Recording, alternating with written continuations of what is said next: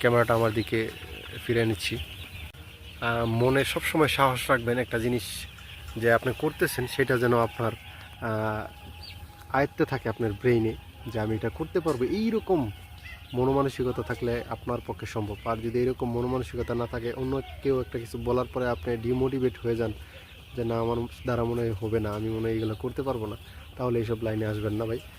ভিতর থেকে যেটা আসবে সেটা একবারে গরম আগুনের মতো ধাউ ধাউ করে, যেমন একবারে একটা খড়ি পড়তে থাকে, এরকম মনের ভিতর থেকে যেটা নিয়ে আসবেন সেটা কইরা দেখাই দিবেন, ইনশাল্লাহ সাকসেস হয়ে দেখাই দিবেন। আর অনেকে আমাকে জিজ্ঞেস করেন কয় টাকা লাভ কী আসে বিষয়, আমি দুঃখিত, ক্ষমা চেয়ে নিচ্ছি, এটা আমি সিক্রেট হিসাবে রাখতেছি।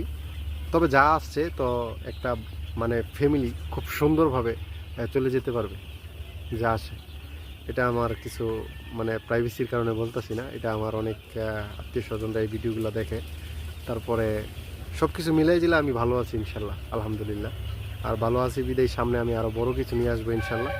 ফার্মের আরও জায়গা বৃদ্ধি করব, বেশি করে লালন পালন করব। আর ইনশাল্লাহ এই যে দুইটা হাত দেখতে পাচ্ছেন, আল্লাহ তাআলা সবাইকে দান করছে।